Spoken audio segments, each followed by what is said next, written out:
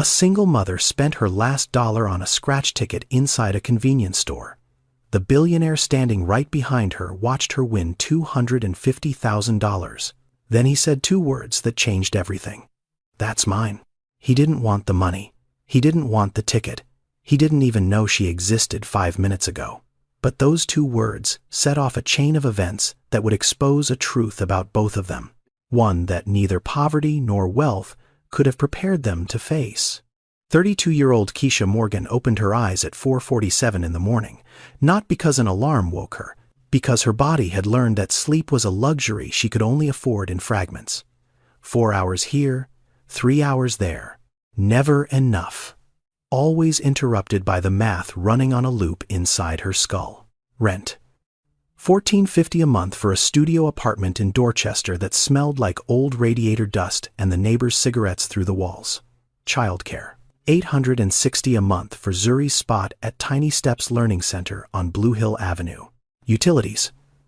Phone bill. Bus pass. The numbers never stopped. She sat up slowly. Her shoulders ached from scrubbing hotel bathroom floors 6 hours the day before. Her hands were cracked along the knuckles, red and raw from industrial cleaning chemicals that the hotel provided in bulk, but never paired with decent gloves. Her eyes burned from the kind of tired that doesn't go away with sleep, because it lives deeper than muscles. It lives in the bones. Keisha worked 2 jobs. Mornings at the Courtyard Marriott in Back Bay, cleaning rooms from 6 to noon. Evenings at the Walgreens on Columbia Road, running the register from 5 to close. Combined income after taxes, roughly $2,100 a month. After rent, childcare, electricity, phone, and the bus pass that got her between both jobs, she had almost nothing left. Most months, exactly nothing. She stood and moved quietly across the dim studio. 1 room. A kitchenette along the wall. A bathroom barely wide enough to turn around in. And in the corner on a mattress pushed against the floor because the bed frame broke 3 months ago and she couldn't afford to replace it, Zuri slept. 5 years old, curled on her side. Arms wrapped tight around a stuffed bear named Honey whose fur had gone flat from years of love. Zuri's braids were still neat from Sunday. Her small chest rose and fell in that perfect rhythm only children have. The rhythm of someone who trusts the world completely because their mother has made sure they never had reason not to. Keisha knelt beside her, pressed her lips to Zuri's forehead. Warm skin, soft breath. This was the moment that made everything bearable. Not worth it. That phrase felt too clean for what this was. Just bearable. Just enough to keep going. She moved to the kitchen, opened the cabinet. 1 banana, 2 slices of bread. She arranged them on a paper plate with a small cup of water and left them on the counter where Zuri would find them when she woke up. Keisha wouldn't eat this morning. She hadn't eaten breakfast in 11 days. But Zuri would never know that. She grabbed her wallet from the shelf by the door, opened it, counted what was inside even though she already knew.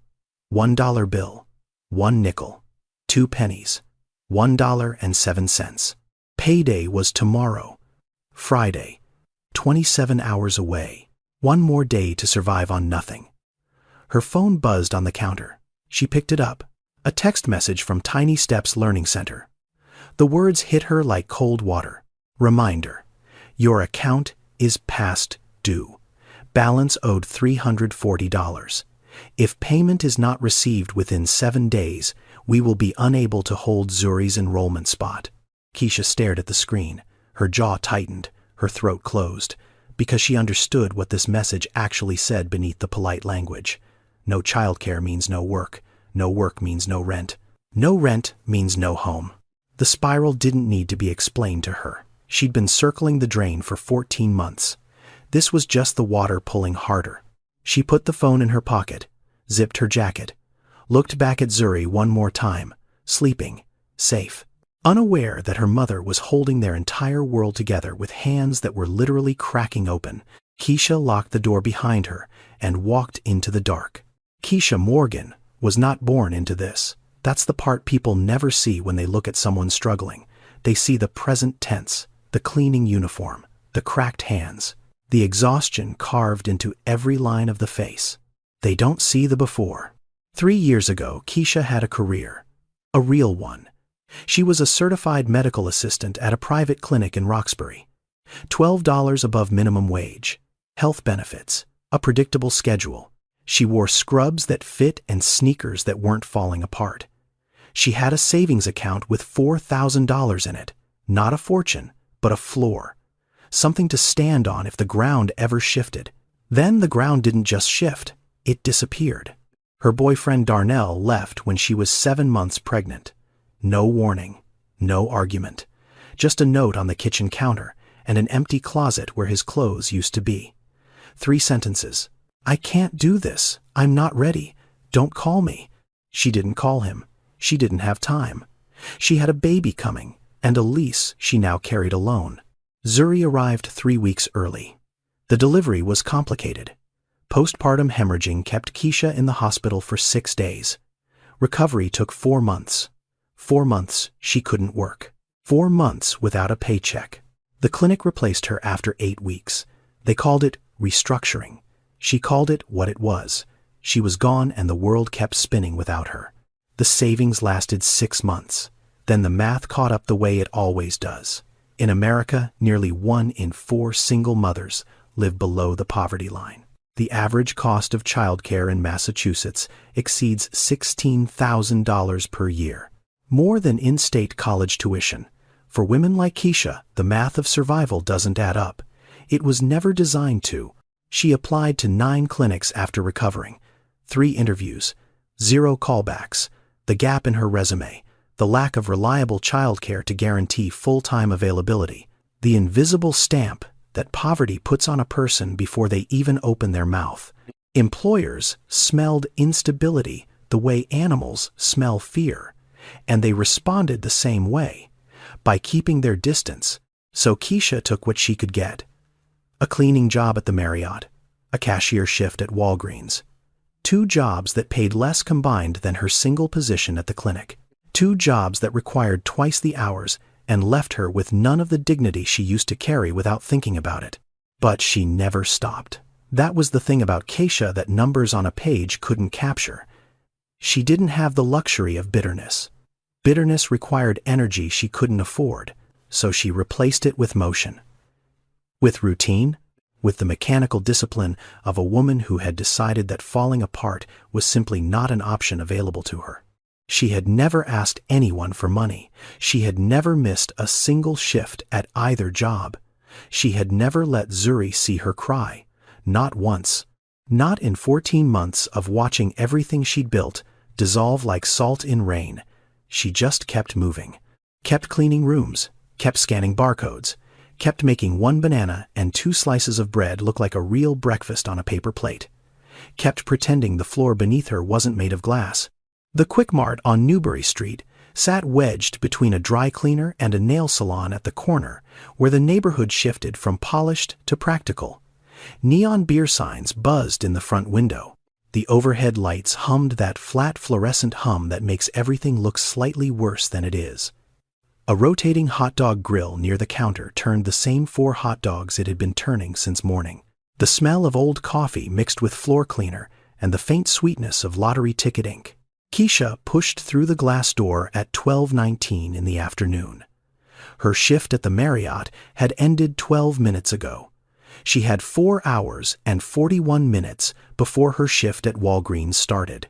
In between, she needed to pick up Zuri from childcare, feed her something, drop her with the neighbor who watched her for free on Thursday evenings in exchange for Keisha doing her laundry on Sundays. A system built entirely on favors and fragile trust. But first, water. She was dehydrated from 6 hours of scrubbing without a break. Her throat felt like sandpaper. She walked to the cooler at the back and pulled out a bottle of water. 99 cents. She could afford exactly this. She carried it to the counter. That's when she saw them. The scratch tickets, lined up in a neat row behind the register. Bright colors, gold foil, names designed to sound like promises. Lucky stars, cash blast, $1 million fortune, each one $1. each one a door to a different life. Or more accurately, each one a lie wrapped in hope and sold for the price of a bottle of water. Keisha knew better. She'd heard it before. Lottery is a tax on the poor. She'd read it in a waiting room magazine once, nodded along, agreed with it intellectually. She was not a gambler. She was not irrational. She was a woman with a medical assistant certification and a 4.0 GPA from her training program who had done everything right and still ended up holding 99 cents in a convenience store, trying to decide if she deserved to drink water today. Economists call it the lottery paradox. The poorer you are, the higher percentage of your income you spend on lottery tickets. Not because the poor are foolish, because when every rational option has failed, you irrational hope becomes the only door left unlocked. Keisha stood at the counter, the water in one hand, her eyes on the scratch tickets, $1.07 in her wallet. The water was 99 cents plus tax. That left nothing.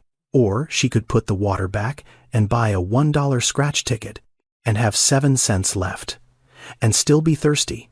But maybe, just maybe, 14 months. 14 months of doing everything right and watching it not matter. 14 months of choosing the responsible option every single time and ending up in the exact same place. Broke. Exhausted. Alone. Running out of time on a childcare bill she couldn't pay. What if? 2 words. The most dangerous words in the English language when you have nothing left.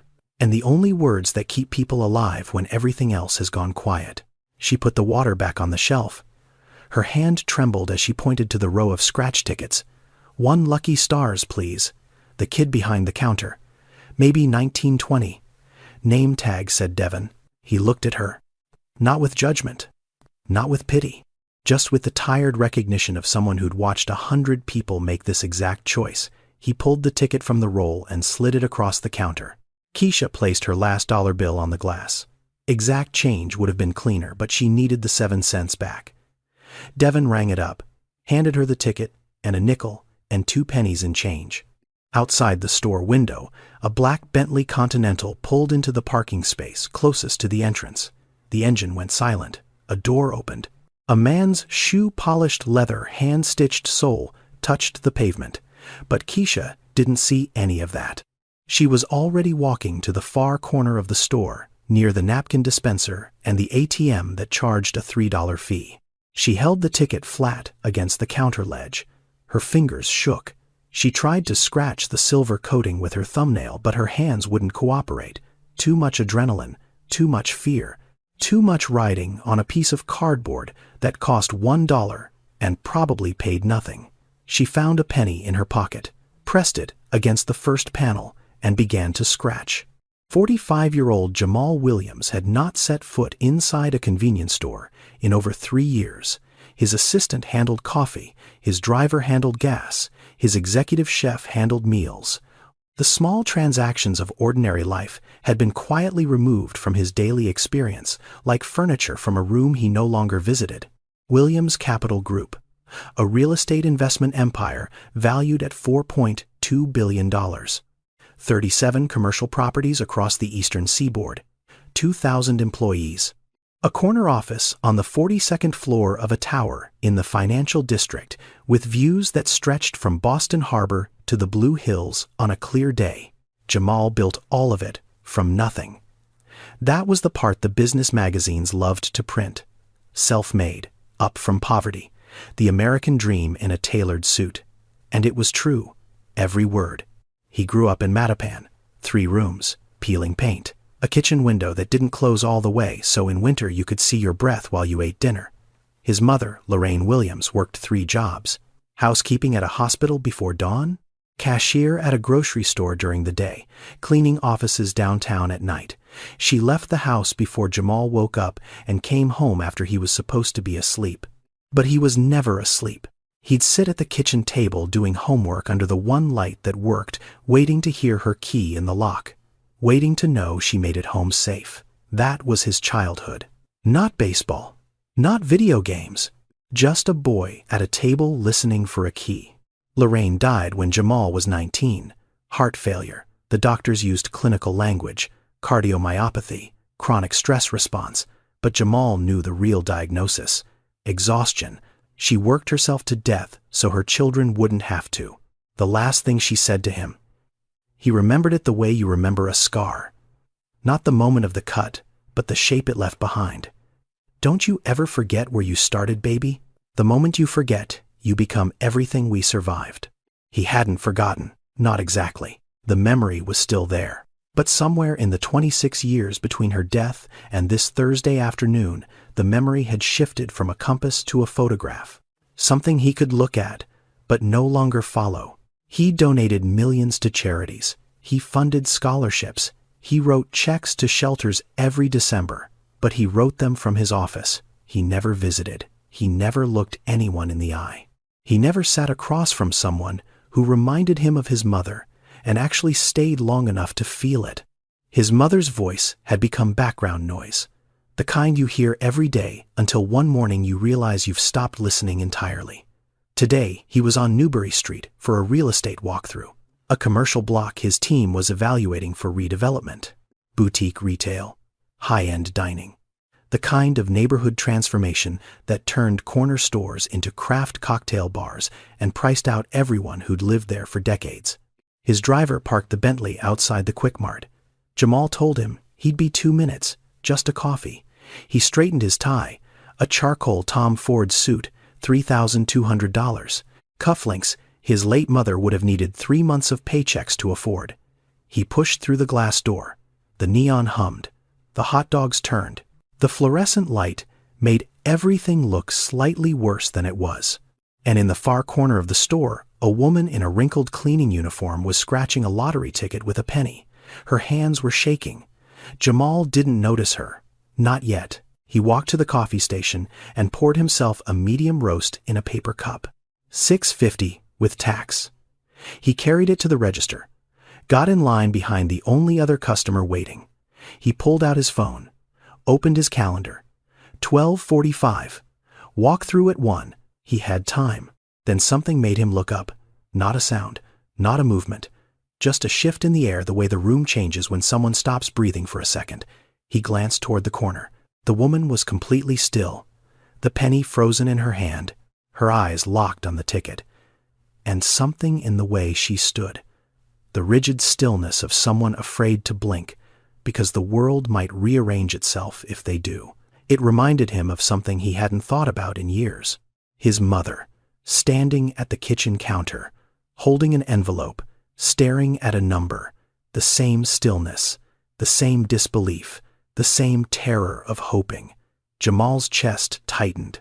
A feeling he hadn't felt in so long he almost didn't recognize it. Not sympathy, not curiosity, recognition. He looked at the woman's shoes, black work sneakers, worn at the heel, the same kind his mother used to wear. The same kind that cost $19 at Payless and lasted 4 months if you were careful. His mother's voice flickered somewhere in the back of his mind. Faint, almost inaudible, like a radio station you've driven too far from but haven't turned off yet. Don't you ever forget where you started. Jamal paid for his coffee. $6.50 for a medium roast in a paper cup. He didn't think about the price. He never thought about prices. That was the distance wealth created, not just from poverty but from the act of counting itself. He stepped away from the register, and that's when the distance between him and the woman in the corner became something he could feel. 4 feet, maybe 5. He stood holding a coffee that cost more than her entire purchase. She stood holding a scratch ticket that cost everything she had. He noticed her shoes first. Black work sneakers, scuffed at the toe, worn flat at the heel where the sole had thinned to almost nothing. He knew those shoes. Not that exact pair, but that exact type. The kind that cost $19 and lasted 4 months. The kind his mother wore every single day until the rubber split and she'd glue them back together with adhesive from the dollar store because new shoes meant one less bag of groceries. Then he noticed her hands, red across the knuckles, cracked along the fingers. The skin between her thumb and forefinger was raw and peeling, chemical burns. The kind you get from industrial cleaning solutions when nobody gives you proper gloves. Then he noticed the way she held the ticket, both hands, pressed flat against the counter ledge like a prayer she was ashamed of making. There was something sacred and something broken in the way her fingers gripped that tiny piece of cardboard, like it was the last match in a dark room. Jamal didn't move. He stood by the coffee station with his cup growing warm against his palm and watched. Not the way you watch a stranger in passing, not the polite glance that costs nothing and means less. He watched the way you watch something that wakes up a part of you that's been sleeping for too long. For the first time in years, Jamal Williams actually looked at another human being. Not through the windshield of a Bentley, not across a conference table, not on a screen in a quarterly report about demographics and market opportunity. He looked at her the way his mother used to look at people, like they mattered simply because they were there. Keisha didn't know anyone was watching. She didn't know a man worth $4.2 billion was standing close enough to hear her breathe. She picked up a penny from the small dish beside the register, the one that said, "Take a penny, leave a penny." She pressed it against the first silver panel on the Lucky Stars ticket. The sound of copper scraping against coated cardboard filled the quiet store. A small sound, the kind of sound that disappears into the noise of any normal day. But in that moment it was the loudest thing in the room. Scratch, pause, scratch, pause. Keisha's breathing shortened, her jaw tightened. The penny moved to the second panel, then the third. The first number appeared, then the second. Then Keisha's hands stopped shaking. They went completely still. She stared at the ticket. The penny slipped from her fingers and clinked against the counter ledge before rolling to the floor. She didn't pick it up. She didn't move. She didn't blink. The third panel was already scratched. 3 matching symbols. 3 gold stars aligned in a perfect row. Below them, printed in small black ink that her eyes had to adjust to read clearly, was a number.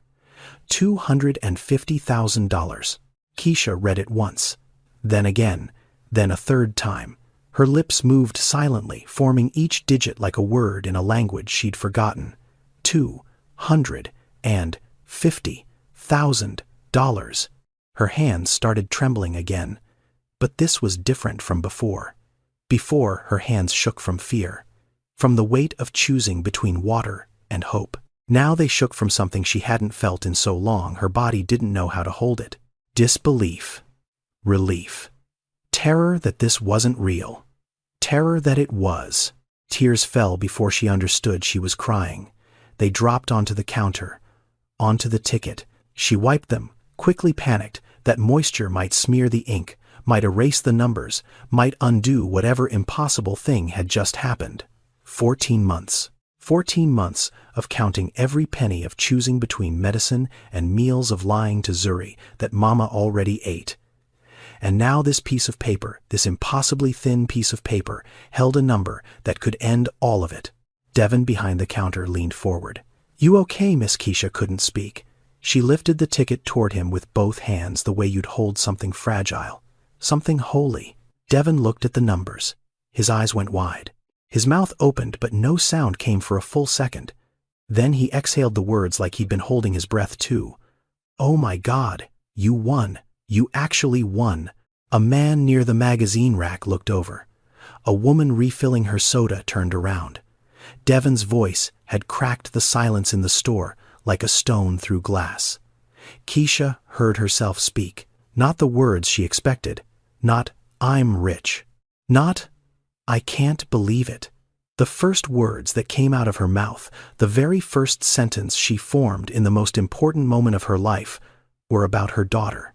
"I can pay the childcare. I can keep my baby in school." That was it.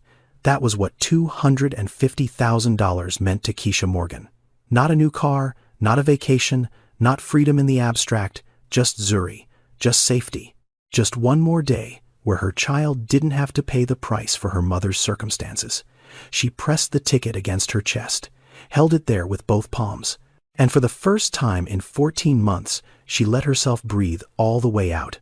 The store felt different now, warmer, brighter, like the fluorescent lights had shifted from cold to something almost kind.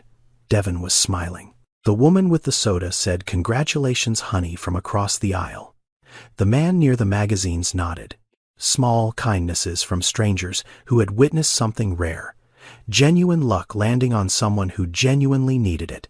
Keisha wiped her face with the back of her hand. Steadied herself. She had questions. Practical ones. How do you claim a prize this size? Where do you go? What do you bring?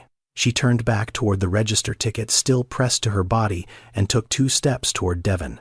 Where do I go to get? I've never done this before. Devon pulled out a pamphlet from under the counter. Massachusetts State Lottery claim instructions. He was pointing at an address on the back when Jamal's phone rang. Jamal had been standing near the coffee station the entire time. Watching. Silent. The phone vibrated against his thigh, and he answered without thinking. His assistant, Natasha, Mr. Williams. "I need to confirm the walkthrough location. Which property are you at right now?" Jamal glanced through the store's front window. The Quick Mart sign glowed in neon above the entrance. This was one of the locations his company had acquired 3 months earlier. A chain of 14 convenience stores bundled into a commercial real estate package across Greater Boston. He hadn't visited any of them personally. They were line items on a spreadsheet. Revenue projections. Square footage calculations. "That's mine," Jamal said into the phone. Casual. Matter of fact. The way you'd confirm an address to someone who already knows the answer. The Quick Mart on Newbury. "I'm inside right now." He didn't raise his voice. He didn't look at Keisha. He didn't even know she could hear him. He was answering a question about property ownership from a woman sitting in an office 12 miles away. But Keisha heard 2 words. Just 2. And they detonated in her chest like a bomb. "That's mine." She froze. The pamphlet Devon was holding fell from his fingers. Keisha turned slowly. The man behind her, tall, charcoal suit, polished shoes, phone in one hand, coffee in the other, looking right past her as if she wasn't there. "That's mine." Every muscle in her body locked. The ticket was still pressed against her chest. Her fingers curled tighter around it. Instinct. The same instinct that made her wrap her arms around Zuri in the dark when the apartment got too cold and the blankets weren't enough. Protective. Primal. The store went silent. Devon's smile vanished. The woman with the soda set her cup down slowly. The man near the magazines lowered his phone. Keisha's voice came out quiet. Controlled. Shaking at the edges, but not breaking. "I bought this ticket. With my money. My last dollar. I stood right here, and you watched me buy it." Jamal blinked. He pulled the phone away from his ear, looked at her, looked at the ticket pressed against her chest, looked at Devon, whose face had gone pale behind the register, looked at the other customers whose expressions had shifted from warmth to suspicion to something harder. "What?" Jamal said. Genuine confusion. Not the rehearsed confusion of a man caught in a lie, but the raw bewilderment of someone who had walked into the middle of a story he didn't know was being told. "You just said it." The man near the magazine stepped closer. Arms crossed. 6'3", voice like gravel. "We all heard you. You said that's mine." She was holding her ticket, and you said that's mine. "No, I was on a phone call. I was talking to my assistant about the building. I own this store. The property. I wasn't talking about any ticket. You own this store," Devon repeated slowly. The words hung in the air like smoke. Keisha's eyes narrowed. "You own this store. So you own everything in it, the lottery tickets too." "That's not how it works." Jamal started, but the sentence dissolved before he could finish it because the room wasn't listening to logic. The room was listening to optics. A man in a $3,000 suit. A woman in a cleaning uniform. A winning ticket. And 2 words that landed at exactly the wrong moment. In America, when a man in a $3,000 suit speaks, people listen. When a woman in a cleaning uniform speaks, people decide. The gap between being heard and being judged is often just the fabric on your back. The woman with the soda had her phone out now, filming, holding it sideways, red light blinking. "Somebody should call the police," she said loudly. "This man is trying to take this woman's ticket." "I'm not taking anything," Jamal said. His voice was steady, but something underneath it cracked. He reached for his phone to call Natasha back, to have her confirm the call to prove what he'd actually said. He pressed the power button. Nothing. Black screen. Dead battery. The man near the magazines moved closer, positioned himself between Jamal and the register, between Jamal and Keisha, a wall of denim and righteous anger. "I don't care who you were calling," the man said. "I don't care what you own. She bought that ticket. I watched her scratch it with my own eyes.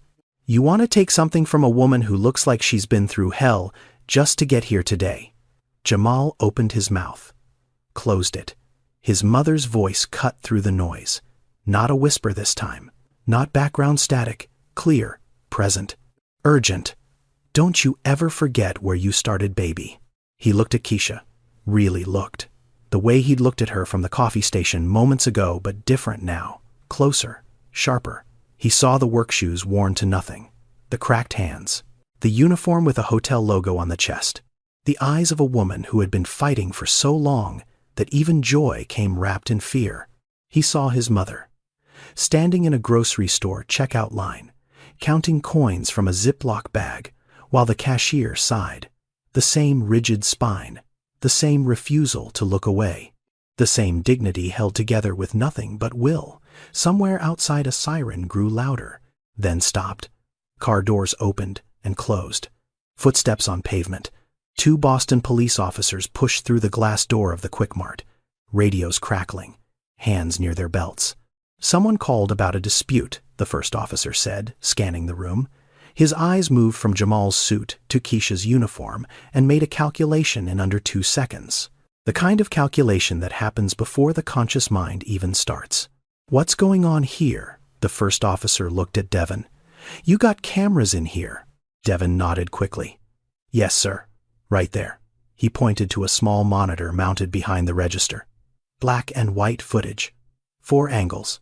Timestamp running in the corner." "Pull it up," the officer said. "Last 30 minutes." Devin's fingers moved across the keyboard beneath the counter. The screen flickered. Rewound. The timestamp scrolled backward. 12:19, 12:15, 12:12.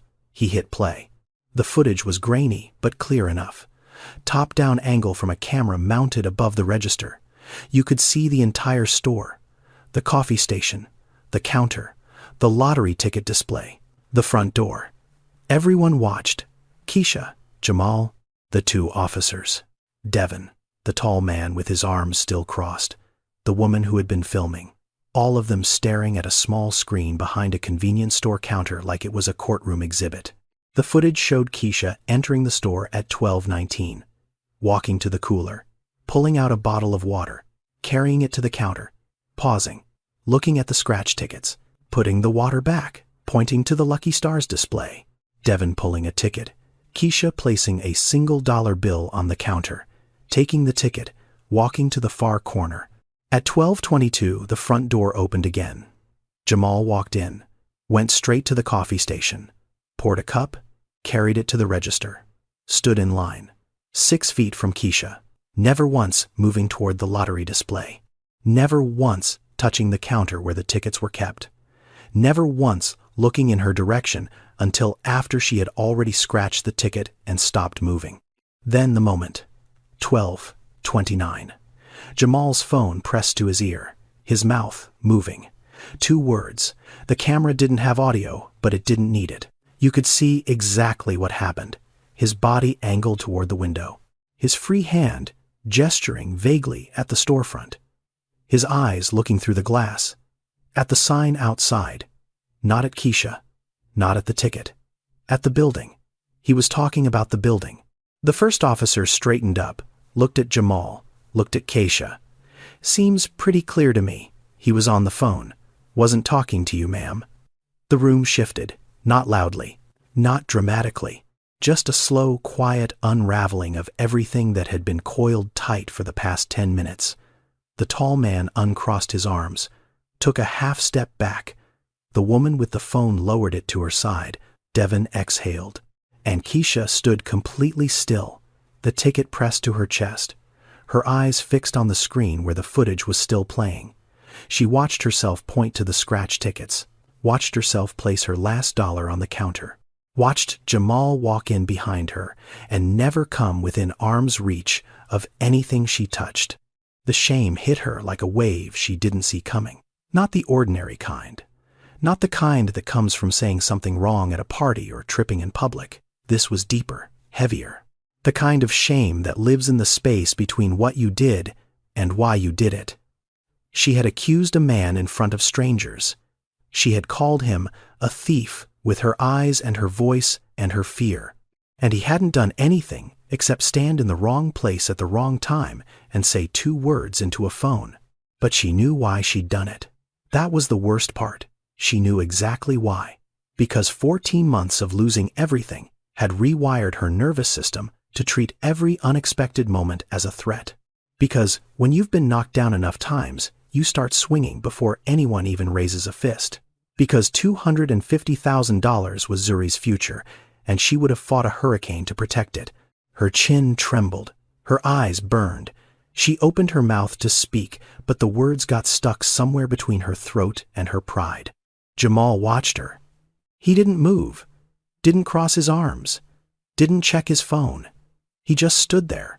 And when Keisha finally looked up at him, expecting anger, expecting cold dismissal, expecting the kind of response a man with $4.2 billion gives to a woman who just publicly humiliated him in a convenience store, she found something she wasn't prepared for. Gentleness. "It's okay," Jamal said. Quiet, steady, no edge, no performance. "You have every right to protect what's yours. I would have done the same thing." 5 words. 5 ordinary, unremarkable words. But to a woman who hadn't heard kindness from a stranger in 14 months, they landed like oxygen after drowning. The officers closed their notepads. "No crime here," the second one said. "Just a misunderstanding. Congratulations on the ticket, ma'am." They walked out. The bell above the door chimed behind them. The tall man mumbled something that might have been an apology and left. The woman with the phone slipped out without a word. Devin busied himself straightening things behind the counter. And then it was just the 2 of them, Keisha and Jamal, standing in a convenience store that suddenly felt very large and very quiet. Keisha spoke first, her voice raw. "I'm sorry. I thought you were trying to take it. I heard you say those words, and I reacted." "You don't owe me an apology," Jamal said. "You owe yourself a little grace. You were protecting your daughter. That's not something to be ashamed of." Keisha blinked. "How did you know I have a daughter?" Jamal paused. For the first time since the whole thing started, something shifted behind his eyes. Something older than this moment. Something that had been sitting in the back room of his memory for 26 years gathering dust. "Because of the way you held that ticket," he said slowly. "Both hands, pressed to your chest. Like it wasn't about the money, like it was about someone else." He swallowed. "My mother used to hold her paycheck the same way. Every Friday, she'd come home from her 3rd job, and she'd stand in the kitchen and hold that envelope against her chest before she even opened it, like it was the only thing standing between her children and the dark." Keisha stared at him. The suit, the cufflinks, the polished shoes, and now these words coming out of his mouth that didn't match any of it. "Your mother worked 3 jobs, she asked quietly. Jamal nodded. "Housekeeping, cashier, office cleaning, Mattapan." "You know the neighborhood," Keisha almost laughed. "I live in Dorchester." "Then you know," Jamal said. And those 2 words carried more understanding than any speech he'd ever given in a boardroom. He looked down at the floor. The linoleum tiles, scuffed from 1,000 shoes. "She died when I was 19. Heart failure. The doctors had a fancy word for it. I had a simpler one. She was tired. She worked herself to death because nobody helped her. Nobody saw her. Not really." He looked back up at Keisha. "The last thing she ever said to me was, 'Don't you ever forget where you started. The moment you forget, you become everything we survived.'" He paused. "I forgot. Not all at once, but slowly.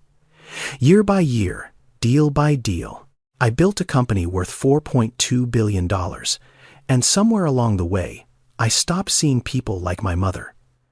I donated money, but I never looked anyone in the eye. I wrote checks to shelters, but I never walked inside one." His voice dropped. And then I walked into this store to buy a cup of coffee, and I saw you scratch that ticket. And something in the way you stood there reminded me of her so clearly it felt like being punched in the chest. Keisha's eyes were wet. Not from shame anymore, from something else. Recognition. The strange, disorienting experience of being truly seen by someone who has no reason to see you.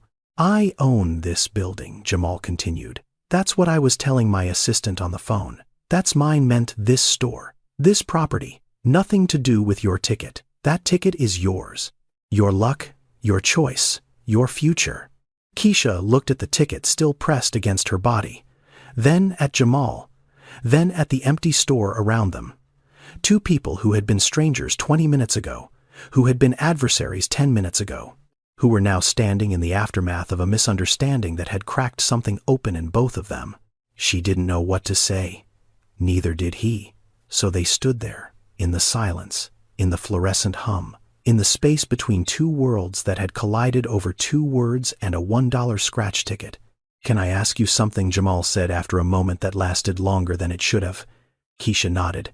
That ticket. Why a scratch ticket? You could have bought water, food, anything practical. Why this? The question landed differently than she expected. Not like judgment, not like curiosity wrapped in condescension. It sounded like someone genuinely trying to understand, like someone who actually wanted to know. Keisha looked at the Lucky Stars logo on the ticket in her hands. Gold foil, bright letters, a $1 promise that had somehow paid off. Because everything practical has been failing me for 14 months, she said. Her voice was steady now. Quiet, but steady. I've done everything right. I worked 2 jobs. I saved every penny I could. I planned. I budgeted. I skipped meals so my daughter could eat. And it still wasn't enough. The bills still came. The notices still piled up. The math still didn't work. She looked up at him. That dollar was my last one. Literally the last dollar I had in the world until tomorrow. And I stood at that counter holding a bottle of water in one hand and looking at those tickets with the other. And I decided. Just once. Just this once. I wanted to bet on something impossible instead of something guaranteed to fall short. Jamal didn't respond immediately. He stood very still. Because her words had reached a place inside him that business meetings and quarterly reports never touched. Not because what she said was new, because it was old, ancient, familiar. His mother.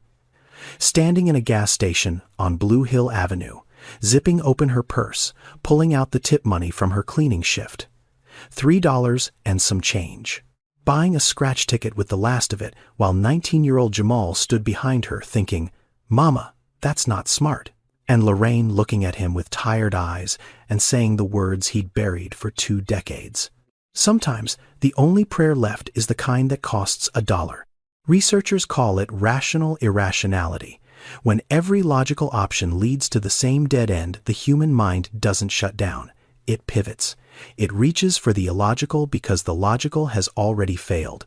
Buying a lottery ticket when you can't afford food isn't foolishness. It's the psychology of survival.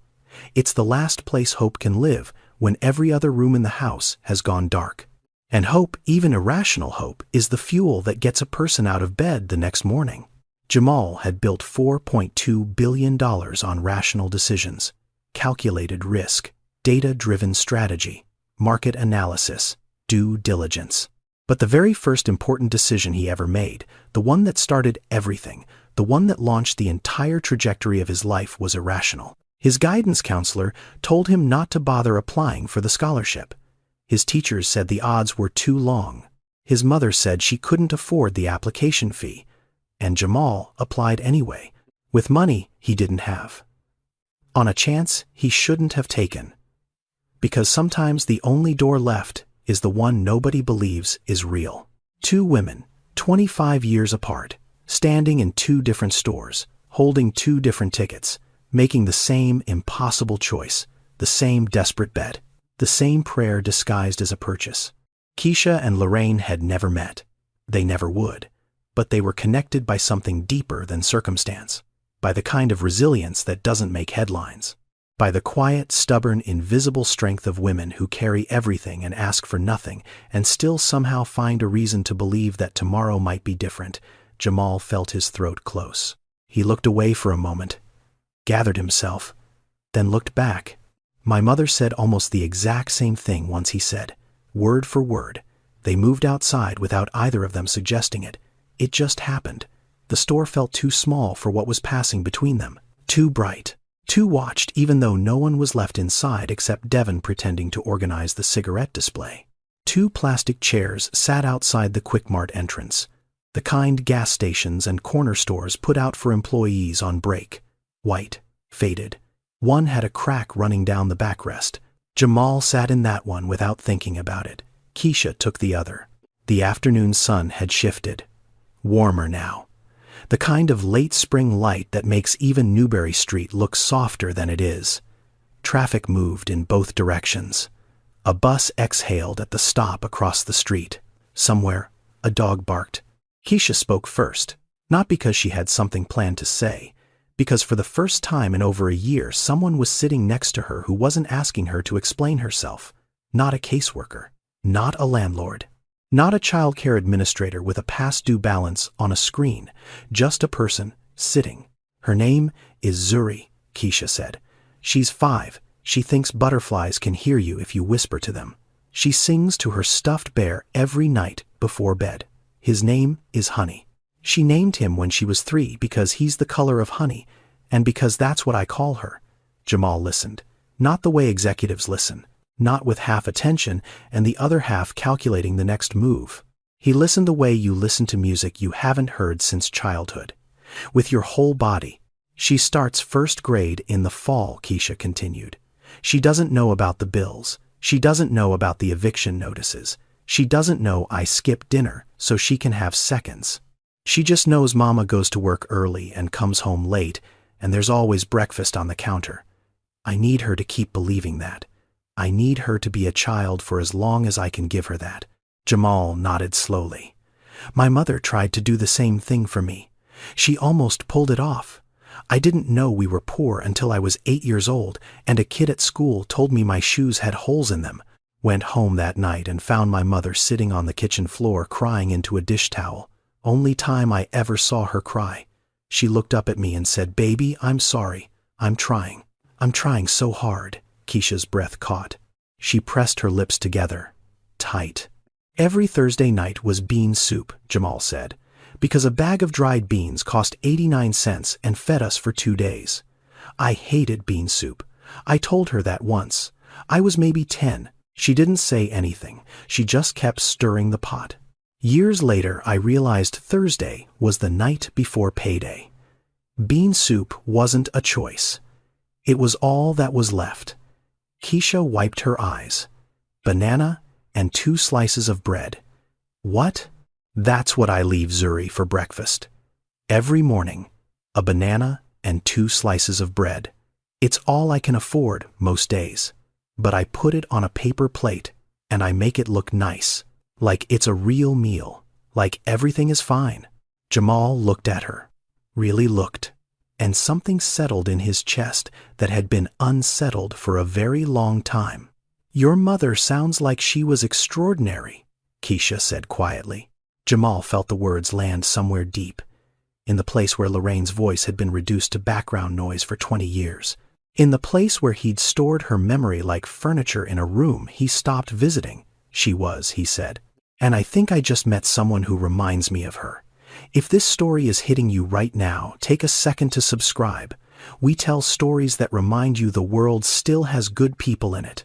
Now let's see what happens next. Jamal didn't reach for his wallet. He didn't offer to call someone. He didn't do any of the things billionaires do in stories when they decide to save someone. Instead, he asked a question. What did you do before? Before all this, Keisha looked at him. Suspicious. The kind of suspicion that comes from 14 months of learning that every question from a stranger leads to a door that closes. Why does that matter?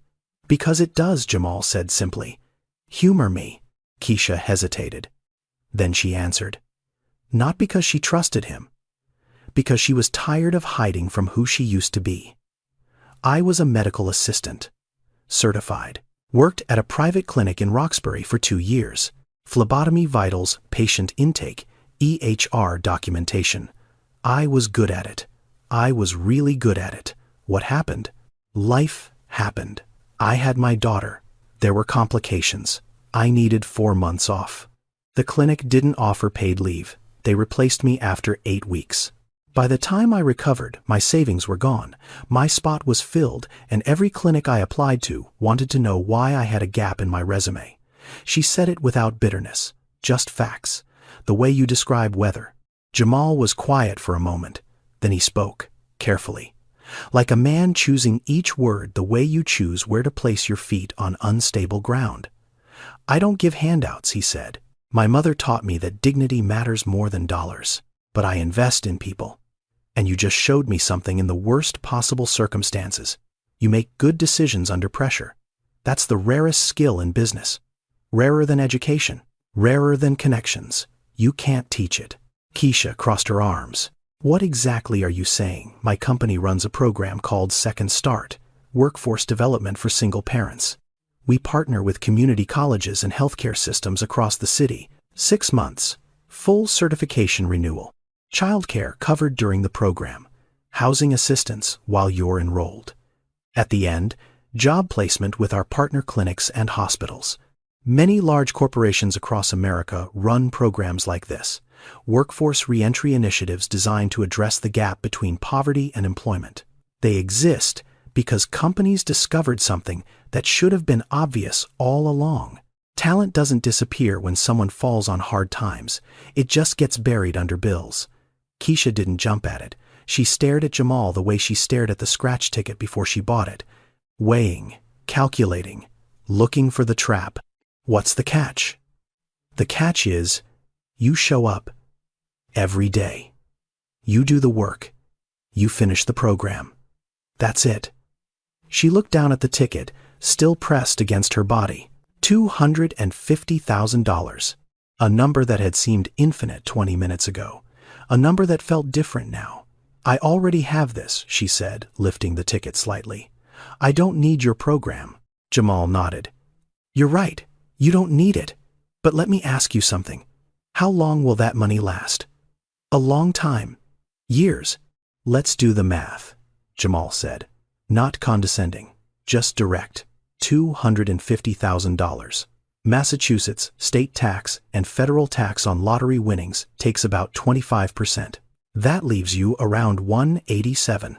You owe $340 on childcare. You've probably got back rent, medical debt, utilities. Let's call it $12,000 in existing debt. That puts you at roughly $140. Divide that by 3 years. That's about $47,000 a year. Average cost of living in Boston is $58,000. You'll be underwater again in 36 months. Keisha's jaw tightened. She hated that the math made sense. She hated that she'd already done a version of it in her head and arrived at the same answer. That money is a bridge, Jamal said, not a destination. It buys you time, but time without a plan is just a longer fall. My program gives you the plan. A career, benefits, paid leave. The kind of stability that doesn't run out. You can have both, he continued, the money and the program, but only one of them will still be there when the other runs out. Keisha stared at him. 30 seconds, maybe longer. The silence between them, filled with the sound of traffic and the distant hum of the store's refrigeration unit. If I say yes, she said slowly, I'm doing it my way. I show up on my terms. I'm not a charity case. I'm not a story for your company newsletter.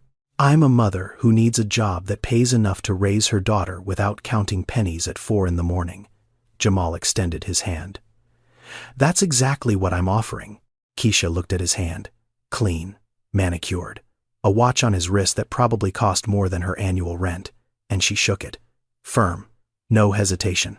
The handshake of a woman who had just made a decision, not because someone saved her, because she chose. The first week almost broke her.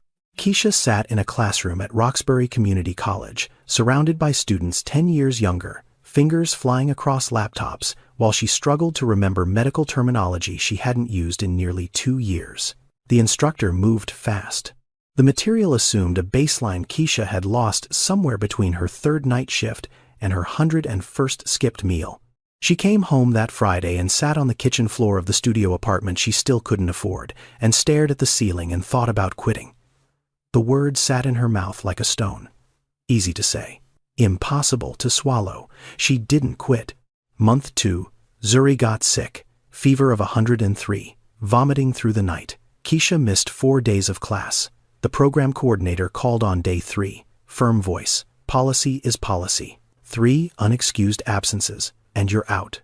Keisha called Jamal at 11:14 that night. Not for money, not for favors, for time. I need 2 more days, she said. Her voice was raw. Zuri was asleep against her chest, still warm with fever. My daughter is sick. I can't leave her. I'm not asking you to bend the rules. I'm asking you to remember why I'm here. Jamal was quiet for 3 seconds. Then he said, take the week. I'll handle the coordinator. But Keisha, come back. She came back. Monday morning, 8 a.m.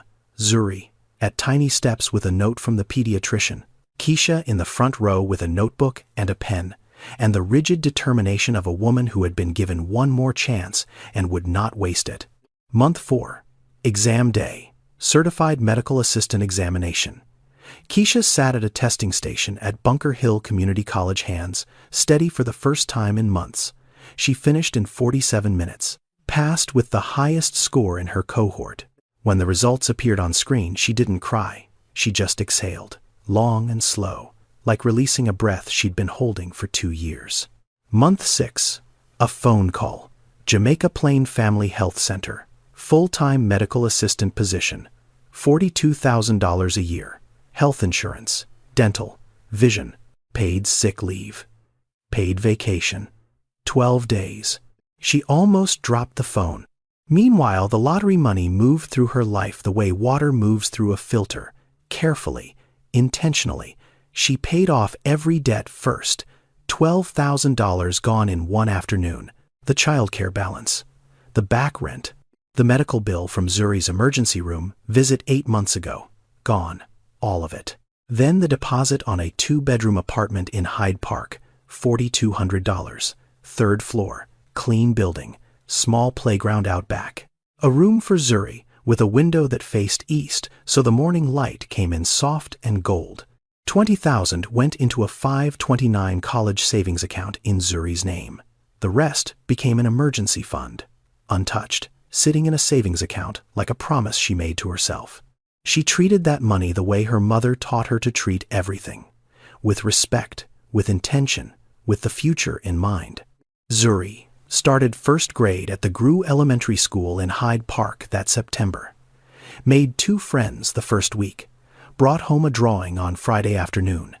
Crayon on white paper. 3 figures. The tallest one had braids and a big smile. That was Mama. The smallest one had a purple dress and was holding something brown and round. That was Zuri holding Honey. And next to them, a little further away, taller drawn in darker crayon, was a 3rd figure. Standing close, but not too close. Like someone who was there but didn't want to crowd. Keisha looked at it. Who's that baby? That's Mr. Jamal, Zuri said casually, like it was obvious. Like of course he was in the picture. He's part of us now. Keisha pinned the drawing to the refrigerator with a magnet and stood in the kitchen of her new apartment. Quiet. The floor was still bare. No rug yet. No curtains on the living room window. But the heat worked. The door locked from the inside. And for the first time in 14 months, Keisha Morgan cried. Not from fear, not from exhaustion, not from the weight of holding everything together alone. She cried because the weight had finally mercifully lifted, even just a little, even just enough to breathe. 18 months after a scratch ticket and a misunderstanding in a convenience store on Newbury Street, Keisha Morgan walked through the doors of Jamaica Plain Family Health Center, wearing clean scrubs and new work shoes. Not expensive shoes, not flashy, just sturdy, black, laced tight, the kind that last. She'd been promoted to lead medical assistant after 10 months. Annual salary, $52,000. She managed a team of 4. She trained new hires. She was the first person patients saw when they walked in, and the last voice they heard when they called with questions after hours. The clinic director told her once that she had a way of making people feel seen, like they weren't just a chart number, like they mattered. Keisha didn't tell him she knew what it felt like to be invisible. She didn't need to. Zuri was 6 now, reading chapter books before bed, obsessed with butterflies and the solar system. Still sleeping with Honey, though she'd never admit that to her new friends. She had a routine: school aftercare, homework, dinner with Mama, reading, bed. Predictable, safe. The kind of boring that Keisha would have given anything for 18 months ago. Jamal stayed in their lives. Not as a savior, not as a love interest, as something harder to name and rarer to find. A friend who showed up. He came to Zuri's school career fair, dressed in a suit that cost more than the PTA's annual budget, and spent 45 minutes explaining to a room full of first graders what an investor does. Zuri introduced him to her teacher as my mom's friend who owns buildings. He sent Zuri a book every month. Not toys, books. Picture books at first, then early chapter books, each one with a handwritten note on the inside cover. Keep reading, keep asking questions. The world needs people who think. J.W. One evening in November, 18 months, to the week since that Thursday afternoon at the Quick Mart, Keisha and Jamal sat in her living room. Zuri was asleep in her room. The apartment had furniture now. A couch from a second-hand store that Keisha had reupholstered herself. Curtains. A small bookshelf already overflowing with Jamal's monthly deliveries. Honey sat on Zuri's pillow, one ear bent from years of love. Keisha reached into the drawer of the side table and pulled something out. A piece of paper. Faded. Creased. The gold foil had dulled. The scratch marks were still visible. 3 matching stars. The number printed beneath them, barely legible now. The lottery ticket. She held it out to Jamal. I want you to have this. Jamal looked at it. You claimed the prize months ago. This is just paper now. Exactly, Keisha said. It's just paper. But it's the paper that started everything. You once said, that's mine about your store. But this, I want this to be yours. Because without that misunderstanding, none of this would have happened. This ticket isn't just mine. It's ours. Jamal took it. Slowly. Held it the way she'd held it that first day. Both hands, careful. Like it weighed more than paper should. He looked at the faded numbers, the scratch marks, the ghost of gold foil, and he thought about a woman in a gas station 26 years ago, buying a ticket with tip money, saying a prayer that cost $1. Keisha wore new shoes now. Still work shoes, still practical, still the kind that lasted. She hadn't changed who she was. She'd just changed where she stood. Jamal slipped the ticket into the inside pocket of his jacket, close to his chest. And in the quiet of that apartment, with a child sleeping in the next room and the radiator humming its steady warmth, his mother's voice came one last time, not as background noise, not as a distant echo. Clear, present, proud. Don't you ever forget where you started. And for the first time in 26 years, Jamal answered her. Not out loud, just inside. In the place where her voice had always lived. I didn't forget, Mama. Someone reminded me. 6 months later, Jamal stood at a podium inside the grand ballroom of the Boston Park Plaza Hotel. 200 people sat before him. Investors, city council members, social workers, journalists, healthcare administrators. And in the second row, wearing scrubs she'd come straight from work in because she didn't have time to change, sat Keisha Morgan. Jamal announced the Lorraine Williams Foundation for Working Parents, named after his mother, funded initially with $12 million from Williams Capital Group, designed to address the exact gaps that had swallowed Keisha and millions of women like her. Subsidized childcare during job training, certification renewal assistance for parents with resume gaps, housing stability support during the transition back to employment, emergency funds for the moments when a child gets sick, and a mother has to choose between her job and her kid, not charity. Infrastructure, the kind of foundation that doesn't just hand someone a fish or teach them to fish. It builds the dock. It clears the water. It makes sure there's a place to stand while you cast the line. Jamal spoke for 11 minutes. Then, he introduced the newest member of the advisory board. Not a policy expert, not a professor, not a corporate consultant. A woman who knew exactly where the system failed because she had fallen through every crack it had. Keisha walked to the podium. Her hands trembled, the same hands that had shaken while scratching a $1 lottery ticket in a convenience store 18 months ago. The same hands that had clutched that ticket to her chest when she thought someone was trying to take it. The same hands that were now gripping the edges of a podium in front of 200 people. She didn't read from notes. She didn't need to. 18 months ago, I stood in a convenience store with $1 and no hope. Today I stand here with a career, a home, and a daughter who thinks butterflies can talk. A ripple of laughter moved through the room. Warm. Human. The difference wasn't luck. It wasn't even that scratch ticket. The difference was one person who saw me, not as a charity case, not as a story, not as a statistic, but as someone worth investing in. She paused. There are women sitting in waiting rooms right now, filling out forms that ask them to prove they deserve help. There are mothers choosing between a doctor's visit and a grocery run. There are parents who lost a job because their child had a fever and they didn't have paid leave. These aren't edge cases. This is the system working exactly as it was built, and it was not built for us. This foundation is, and I'm here to make sure it stays that way. The room was silent for a beat. Then it wasn't. Jamal sat in the front row. He didn't clap. He didn't need to. His mother's voice, for the first time in 20 years, wasn't reminding him to remember. It was simply quiet. The way it gets when you've finally done the right thing. 2 years after a $1 scratch ticket and 2 misheard words changed everything.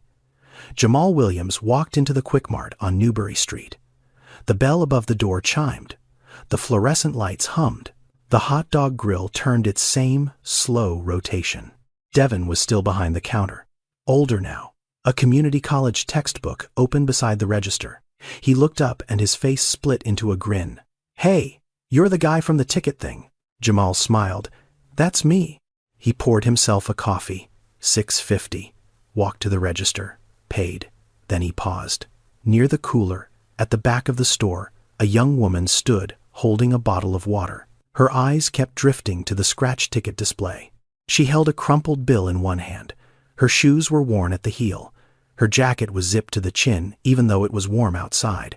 The posture of someone trying to take up as little space as possible. Jamal watched her for 3 seconds. He didn't approach. He didn't introduce himself. He didn't offer advice or pull out a business card. He turned to Devin and said quietly, "Whatever she needs. Water, snacks, whatever. I've got it. Don't make a thing of it." Devin nodded. Jamal picked up his coffee and walked out. The bell chimed behind him. The woman never knew his name. 2 years ago, Jamal Williams walked into this store, and 3 words changed everything. "That's mine." He was talking about a building, but the universe heard something different. It heard a man claim responsibility. For a stranger. For a moment. For a life he didn't know he was about to change.